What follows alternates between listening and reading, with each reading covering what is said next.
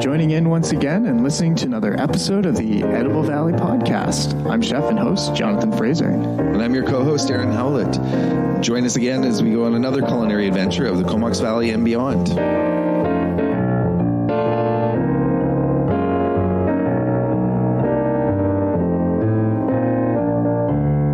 You're listening to episode 169, Bar None, Cocktails in the Edible Valley. So, welcome to the Edible Valley Podcast. This is Bar None. Whilst the we are the kids. We are the kids at play. Whilst what are we calling? I was going to say whilst Daddy isn't here. Whilst the godfather of the podcast, Mr. Jonathan Frazier, is not here today. Right. He is at work at Locals right now without an apron because he's just written to me asking me to drive his apron to Locals. So that is on the way to you, John, after this. No, John is not here today, so right. we are just going for it. We've got. It's weird being in his house, in his recording studio without him here. Hey, I live here too. I have a contract. I actually don't. Technically, we are all trespassing. If he wanted to. I was invited. I'm not trespassing. Yeah, you would definitely. I have the message on my phone, just an address, so I'm okay. That is true. Apparently, you used to own a bar. Yes. And Yes. JP has been the his barman students. of the Atlas for a long time. Yeah. One of the best. I was kind of places his. in the valley. I was kind of his. He was my.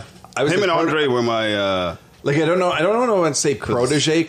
I did have 15 years of bartending under my belt, but he sort of modernized. You know what I mean? Like, Were you doing that at the Atlas before then? yeah, I actually got hired at the Atlas Yeah. to be a bartender, and Yeah. JP was the head dude at that time in bar. Ah, okay. I was bartender host. Yeah, I mean it goes back quite a while, doesn't it? Because you historically were both at the Atlas. These are two of the best restaurants. I'm going to tell you something disgusting. Oh, I've got sweat all over Don't my face. do- I'm 45 years old. Yeah, I started bartending professionally for a paycheck at 18. That's not the disgusting part. I just mean with only a few years of not doing it, I've bartended most of my life. Yeah. Yeah. So you both. No. And now, so both now, because we're talking about, so you're at Atlas Cafe at the moment, Right. J to the P to the P to the J, and Darren, who I've been instructed not to call D-Dog, Whatever. you're now doing a bit of bartending at Locals, which is the premier place in the valley. Wait, Yeah. I Which is great. Good for you, Both man. are- I just was surprised. I was like, hey, what new dish is going to be on the table today? He's back to the bar. I know. I took Oh my gosh, they took drew 2 you years- back in. 2 years of not being in food service, and it was COVID. It was COVID that was like, I had to put my catering business on hold because all of a sudden there isn't any catering. There's no groups. There's no anything. So I didn't necessarily have to find employment, but I was just becoming more and more insular. And I then took away the one thing that I did as a regular daily thing. And I was like, now I have nothing to do and I'm stuck at home and I'm going crazy and I don't talk to people. So then, when John... So you took the bar. John went in as, he's the head chef there now. And they, the owners, Ronald and Trish, I've known since I was about 21 years old. I started working with them back when it was the old house. We all worked there. And they actually brought me up and asked John. They said, hey, does your podcast partner, is he still bartend? That's when he called me up, and now I'm bartending. Amazing. Straight in there.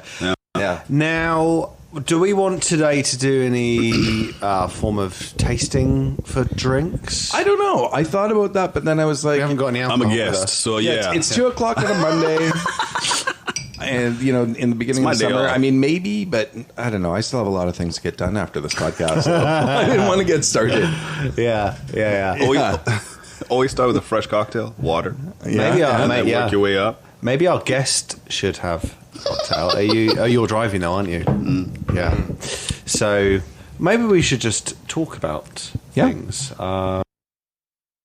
future. Now, Darren, you had an excellent name for this podcast. I liked it straight away. I was calling it Bar None, only because John likes to have this ongoing perpetuating joke where I've stopped referring to the fact that I own a bar. Yeah. I stopped, and then, of course, then he picked up and said, "You say it all the time." And like, it was only as soon as I stopped ever mentioning it and made a conscious decision to never bring it up. No, now he does it all the time. So yeah, I used to own a bar. That's going to make him laugh as soon as he hears that. Darren, I used to own a bar. It's actually your surname, isn't it? Yeah. So, yeah. Anyways, Bar None. I thought Bar None is not bartending. Yeah, I thought a good name. I thought a good name for this segment would be if we called it Bar None, because it's without equal or par excellence, but at the same time there aren't any bars open right now. There are literally no bars, so Bar None. Yeah. Now, Gladstone and all that is not considered a bar. No, those are pubs. Yeah. Okay, Yeah. all right. So Canada's drinking establishments are set up a bit differently, I guess, from what I'm used to.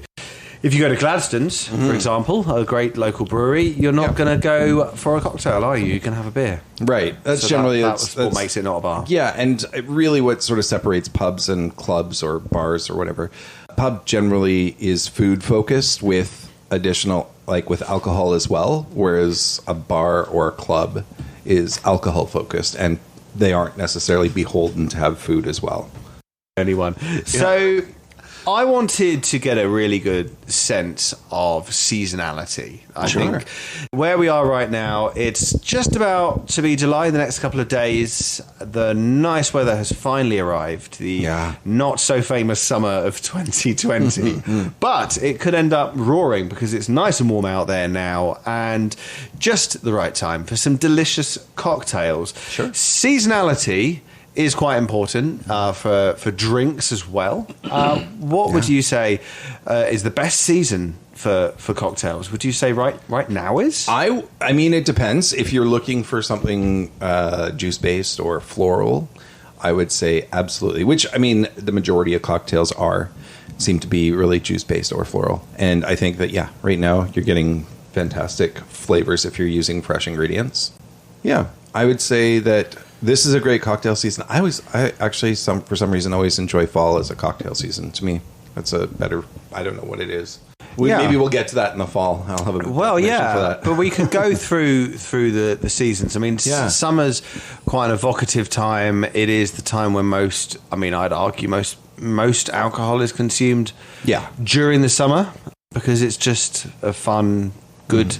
Lovely time with an abundance of ingredients. Yeah, and I think a lot of people take their time off during the summer months, so there's a lot less responsibility there, and that's why we end up seeing more drinking during the summer too. What do you? And they're not drinking the heavy cocktails. It's usually light at the beginning, and then when you're casually just relaxing or whatever, that's when you go hard. And you're like, I'm at home now. Just came from the restaurant, had a little floral martini. So here I go with my Drambuie and scotch.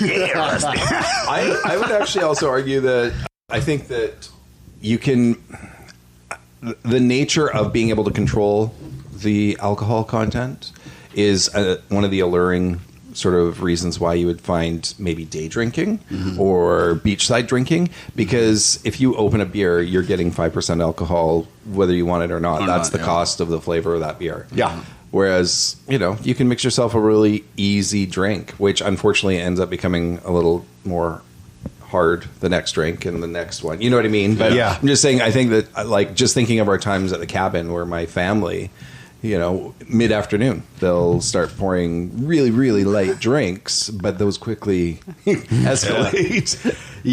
You don't know what you're going to... With beer, it's like, all right, it's 5%, so that could be a bad thing, but also with a cocktail... you don't really know what you're getting sometimes. So, JP, you've seen all the seasons at Atlas. What are the kind of flavours going on at this time of year, and what are people ordering? Well, now they're ordering... Well, at the moment, if you have a blender, you're in trouble. Because everything Mexican, everything blended with your favorite alcohol just has to be called upon. when it's really hot, it seems to be like more tropical flavors have been ordered for, or something close to it. Right. If I want to taste a watermelon, I'm going to get something like a spritz. It's got watermelon flavor. Right. Add a little, tequila to it, and then blow it up with some ice, and then be like, yeah, I got a whole jug of ice here. But it's not, So it's interesting. So it's almost like people are accentuating the season that it is. So you go to, it's 25 degrees outside, let's all go to Mexico. Yeah. Right. So if you can't reach there, what do? Yeah, exactly. You blend up margaritas. And I guess does that work in the middle of the winter? Do you want something that's Bailey's? It honestly doesn't. Or I see what you're saying. Yes, I was going to say if you want to say does that carry over? It doesn't really. Like people aren't ordering juice based or fruit based or even floral in the summer months. They're ordering more. I don't know. What would you say, JP? What are they ordering? Well, bourbon, because of the sweetness. Yeah. And, it keeps you going. Yeah. It's not as harsh as other, like if you could take a straight up, strong, aged whiskey all day, By the time you're done with the first one, you're like, hey. Yeah. It's been a minute since I bartended at during the you don't get winter month. So you don't get like too many Cosmos and things ordered, or if you're working during the day, right? Mm-hmm. You get more blended stuff because you gotta match up with the weather. If it's too hot, people want to cool down. So what's the best thing? Ice, any blended stuff. I mean, or if you have a fizzy drink that is already incorporated with all your favorite liquors or flavors, there you go. Right, that's what they do, right? As the day goes on. Then you're like, okay, I've got enough of that. And then you go into your beers. You're like, okay, do you want to go to light or tall or let's finish this keg, just the two of us? Oh yeah, yeah. And then you got the barbecuing stuff coming in. You see, and then that's more, that's more relatable to beer and so forth. But then everyone's different. So there's so many different. Summer brings out a lot of difference in the drink. I mean, when you get colder and comes to the fall, that's when everyone's like lighter and more to their stylish drinks. Well, let's move a little bit towards that now. You may have heard me in the background getting something ready. So I have a alcohol-free IPA, because I know Darren has got to get on with it today on Monday at 2 o'clock, which I don't have a problem with. No, I still have a lot of things to get done today. Yeah. So this is by who? Right. So I've got to say thank you to Edible Island. They have given me a lovely alcohol-free IPA by... Can you pronounce that name? Partake. I thought I said... Can I say piss take? Yeah, no, I would say that highly stylized writing obviously threw you off. I could see that right away. Yes. It's not that it was unpronounceable. And I haven't had any alcohol. You just had a British walk. So, what do we all think of Partake? Okay, for one, name first. I'm going to say something right off the hop. Go for it. You can't bartend. Hey, what's wrong with the way our listeners at home will just did the most awkward beer pour I've ever seen, and there's more head per glass than there is more beer head to the host. Anyways, but thank you. I'm gonna give this a go. I didn't know that we were doing some taste testing. It is IPA. Let's try it. Now I'm thinking. Now I'm very much the layman. Sure. In this conversation, in a lot of conversations, I have not got any bartending experience, and JP will attest that drinks that I've been serving for many years, I'm like, what's that? And you're not very nice to me when I ask you questions like that. It's a plonker. Yeah, plonker is what he calls me. But I'm thinking that this IPA is going to be more of a deep autumnal kind of thing, because IPA very, very hoppy. Yeah. It's going to be something you might have when the weather is on the cool down. Yeah, I would say so as well. Yeah. I'm sorry, I shouldn't have yelled into the mic. I think of IPAs as being a very fall. There's something in it that just sort of rings true with fall. Totally smells like Is the way I pass the can of JP, is that all right with you? By bar person international standards? I'm not much of a hoppy drinker, but I'm not. I can tell the alcoholic side is missing on this one. Yeah, it does. Totally. There's the hops. If you love hops, I'm finding it enjoyable. Yeah, but you definitely can tell there's a bit of body missing, and that is likely the alcohol content. But as far as like, how does it pair up against another IPA? If you love hops, this is good for you. Yeah. If you don't, well, let's briefly segue away from seasonality. Right. Sure. And as we've got it, the alcohol-free. So I don't know a great deal about alcohol-free anything. Sure. Makes me sound bad, but no, neither did I. Drinks that traditionally have alcohol that have had it removed. What does that remove from the taste? And is it part of the body? Yeah. So there's different methods. There's you can de-alcoholize something, and that is where the alcohol content is removed from a product that already has alcohol, or you can craft a product that tastes similar without creating alcohol. Right. Yeah, so I would say that just from what I can taste, this doesn't taste like a de-alcoholized product. This tastes, really? Yeah, this tastes like something that was crafted just without the fermentation process, or that's why you get that sort of bright hoppiness right away, because you don't have that depth of flavor which you would get from the fermenting. But honestly, that's a guess. I could be proven wrong, but that's my first take. So you get more hoppiness in this instance, but less depth. Yeah. Yeah, because I taste the hop straight away, Right. and then it's like done. Yeah. It's not like it's not like continuous on the back of your throat. Yeah. Like I haven't had it for hours. Honestly, I still wouldn't drink it. I hate IPA. It's not IPA is not. See, I'm the other way. I'm like tasting this. I'm like, I'd rather have this on the beach than a really, really watered down, say, vodka soda or something. I'd enjoy that. You see, vodka soda but is my drink. It's really cold. Oh, everybody likes a vodka soda. It's so basic, and you can just tweak it very simply to how you like it with very readily. Again, with your favorite fruit, or add another liqueur to it. Yeah, exactly. Yeah, it's one of those great sort of builder block drinks. It's the base of a ton of things. Yeah. Well, I've found myself. I found myself. I don't know why I said that. I'm not going there. But I ordered a pint of Belgian Dark the other day at the Atlas, and I was heavily drunk for about 4 hours after that. Goodness. Yes. So I now drink vodka and soda. I find it's cleaner and doesn't take me down this quite emotional roller coaster of ending up being drunk. Which is why I don't tend to go there. You also get to control it much more. You control the alcohol content. You're literally controlling how much alcohol you consume. You're just light on your feet, brother. That's all it is. I think I'm just like a lightweight.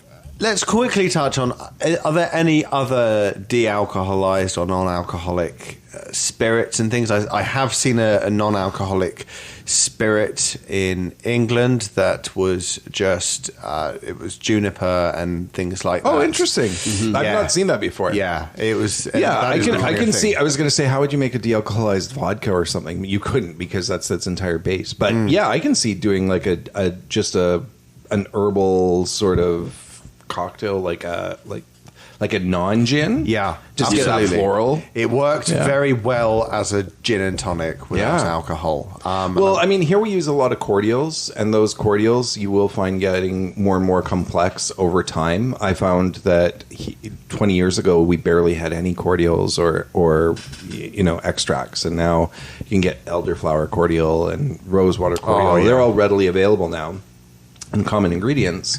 And that gets you closer to that, where you can make a tonic or a drink of some sort with that floral quality you would find in a gin, but without the gin, Yeah. Well, surprisingly, we do have a non-alcoholic gin at the Atlas. Oh, do you? We do. It's a rare one. I forget the name. I think it's from the Nanaimo or something like that. Yeah. But the difference with that is that if you're a gin drinker, you totally tell that. Of course, there's no gin. Right? Really? It's like water with flavor that is supposed to be in gin, but there's no gin. I would actually like to play around with that. I didn't realize that. So I've not played around with it either. I will also say I'm caught off guard. Yeah. I didn't know that when we came here today that we were going to be talking about non-alcohol, but I'm happy to. I mean, I've literally lived around alcohol and non-alcohol all my life. So this is interesting though, that it is news to some of us. You're clearly not part of the marketing team, JP. Like alcohol, like water with flavour. You need to get that. That's their new strapline. But how would you market that to people? Again, tricky. It would have to be more, combination with an alcoholic floral or something like that, with the non-alcoholic gin if they want to drink it like that. But doing it like continuous non-alcoholic with flavor, I have not really played with it. I can't even think of what it would be tricky. I'm going to say something. It's going to make me sound like a pompous, narcissistic fool. Okay. 20 some odd years ago, I was pushing for cocktail culture. I said, this is where things are going. Cocktails are going to be huge again. And I don't mean vodka tonics. I mean, going with classic cocktails, they'll all make a resurgence. And I was told that was ridiculous. And yet here we are. We're in another heyday of classic cocktail culture. I don't obviously take any credit of any kind or what have you. All I'm saying is, having been in the industry for my life, you can see long off where trends are headed towards. Right. And I would say 10 years from now, you will find, instead of a perfunctory non-alcoholic menu where we have iced tea, we have lemonade, and a Shirley Temple, you'll see entire cocktail lists that are non-cocktails. Mm-hmm. And I know that exists elsewhere in more metropolitan areas. Right. But I just mean it will become ubiquitous. You'll see that in all these sort of like outlying communities. You'll see that just gets embraced elsewhere. I think you look at franchises. I quite often look at franchises and where they would look, because they're always looking for a cheap way to make another buck. And I'm not commenting on them at all. I'm just saying that's always there. Sometimes you can watch the way things are going. As soon as they pick up on the fact that they can sell a fruit juice instead of for $2.50, that they can do 2 more ingredients and sell it for $5 because it's upscale now. Yeah, they'll do it, and that's what's going to make things sort of pervasive. You'll see these high-end non-alcoholic menus all over. They do this with restaurants a lot. If you have a restaurant that is entirely based around one item, say chicken, what if there's 20 of you going out and one of you doesn't like chicken, which is fairly likely. Yeah, right. You don't go there. They've lost those people. So you can specialize, but you have to have some sort of variety. If you've got a bar that only specializes in alcohol, and the only thing that a non-alcohol drinker can have is something fairly, like a second thought, and benign, then maybe they're going to start pushing for not. So exactly, if you can start catering to somebody that can't drink, won't drink, it's their turn not to drink, whatever. If you start making them feel appreciated, you're going to get more business. You're just showing that segment of the audience that they're also counted. Yeah, I foresee that. I've had quite a few people ask me over I would say the last year, more often than most, just what sort of interesting mocktails or non-alcoholic cocktails are available, and I find myself more and more trying to develop those for that reason. So what are some of the things? I know that Atlas has quite a good selection of things for non-alcohol drinkers. JP, absolutely. What are some of the flavors and things that are going on now for that? We've only had the Warsh Diner and this gin that she brought, but we've never talked about it since then. Wow. So shall I rephrase the question? Sure. No, I would just say that at this time of year for non-alcoholic drinks at Atlas, from what I recall, is definitely a lot of fresh fruit juices. Mm-hmm. You guys. Atlas dominates in fresh fruit juices. You can't get a better fresh fruit juice in town, as far as right. Well, I'm going to ask a question, and can you go from there? Okay, is that all right? We're giving John a lot to edit here. Yeah. Hi, John. Sorry, buddy. Keep your chair nice and warm. It's me. Give me a high five.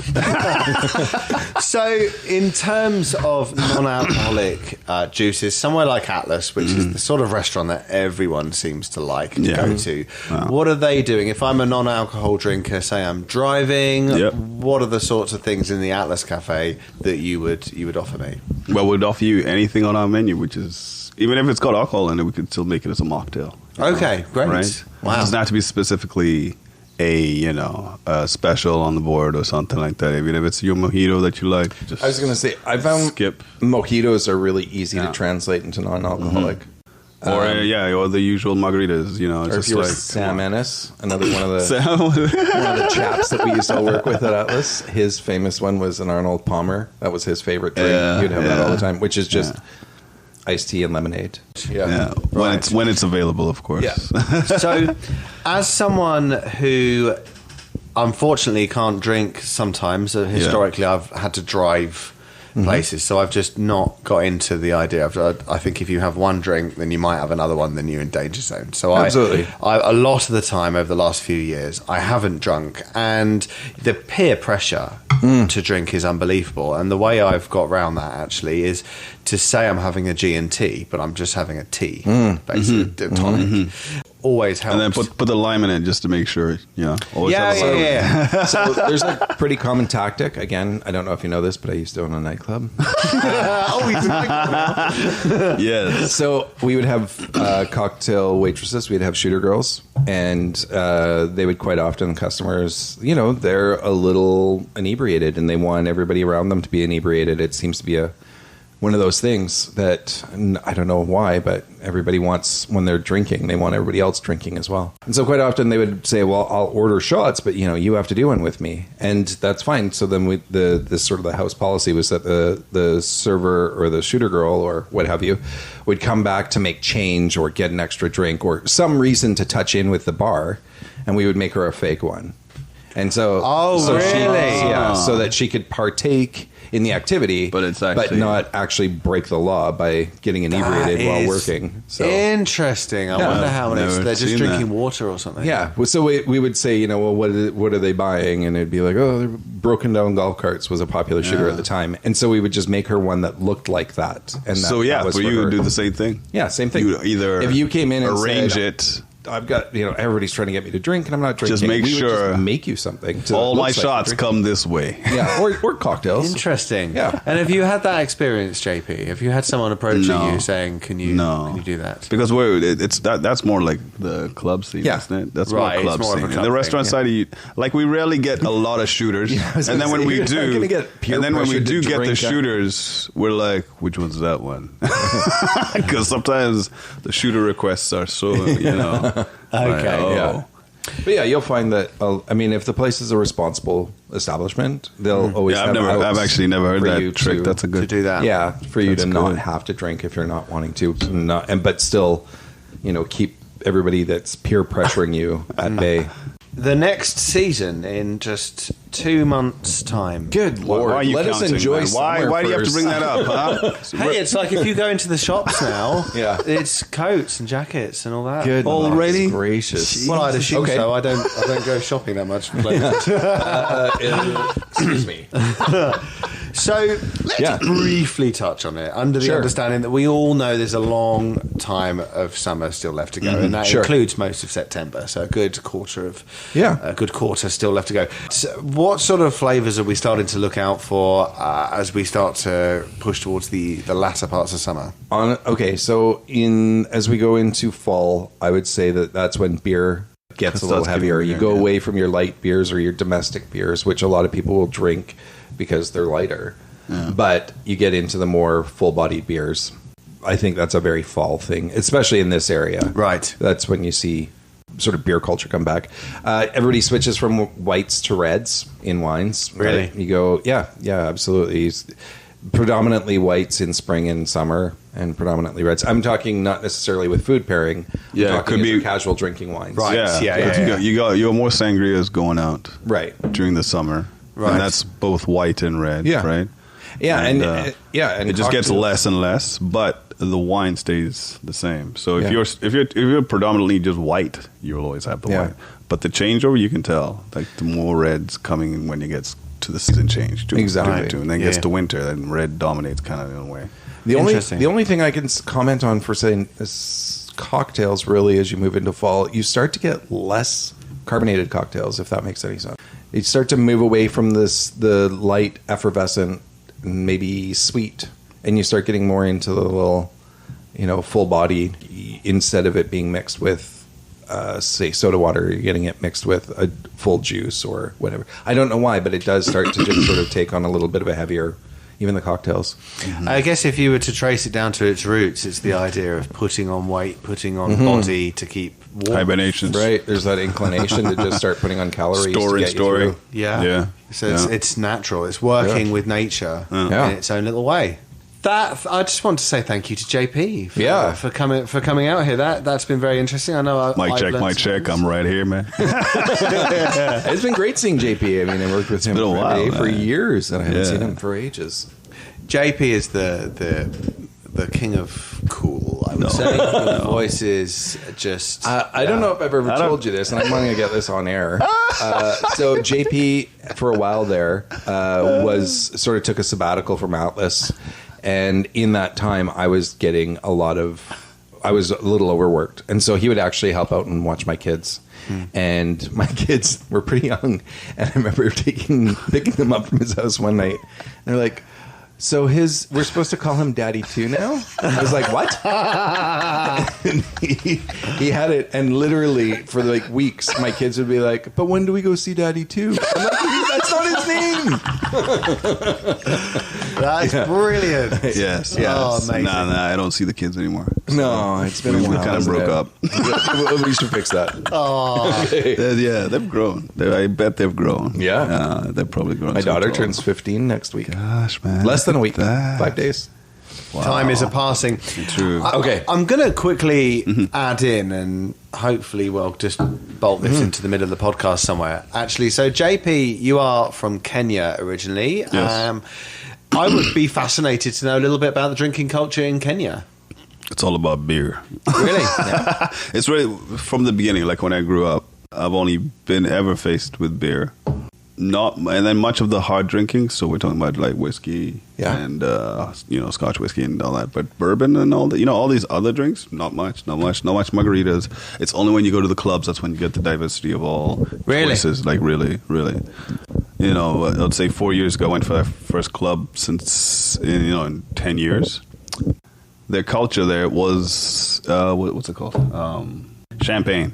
Really? Oh really? And the full chillers or drinks in chillers is like with sparkling. It's like, okay.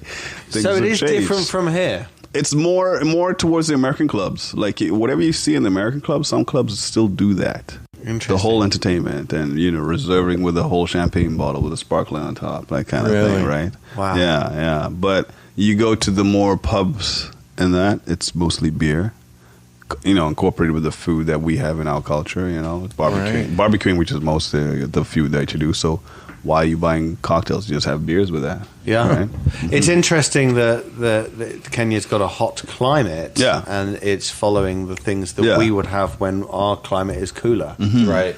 So that would indicate it's beer and pop. That's it. Just different culture. Beer and pop. Wow. Beer and pop. Beer and pop. Or juice, so if you don't drink pop, right? Because some people don't drink pop. Well, you're gonna take me there and show me around at some point. All right, okay. I'd really love to see the place. Yeah, you're going to pay your own ticket, though, man. Not accommodation, not room and board, though. And then, I don't know how many people will take on the plane, It's COVID, man. It's like, all right. Well, it's been great talking to you guys. It's been awesome. Thanks for having me. Thank you very much. First podcast in 42 years? And the next podcast, Mr. Jonathan Frazier is back on, and he'll still have everyone else. Hopefully he won't be too mad when he realises we've done one without him. Oh, he didn't know? Are you saying he didn't know? No, I think he knows. I think he knows. Man. He was very kind. We got the same name. Jonathan Fraser's right here. Thank you. I'm right here. So, thank you very much for listening, and we hope to see you and look forward to seeing you at the next podcast. I'm William Stringer. And Darren Howlett. And I'm J to the P. J to the P to the P to the J. Have a great day. Thank you. And once again, thank you for supporting us, and more importantly, supporting the people that make up your food community. We're always looking for new stories to share and people to talk with. So don't forget to follow us at Facebook at the Edible Valley Podcast or Instagram at Edible Valley. Our website, ediblevalley.com. And of course, To tell us what you want to hear, or if you have any questions for us, email us at theediblevalley@gmail.com. And don't forget to follow us, because you never know where we'll be exploring next in the Edible Valley. All that? Yeah. All right, testing. 1, 2, 1, 2. Do I need to put my headphones on? Yes. I'll let you know about levels and stuff like that. You might want to bring it. Has this been sanitized? I'm just doing this. I'm holding it. This is how you imagined it? All right, that's it. That's what we wanted to do.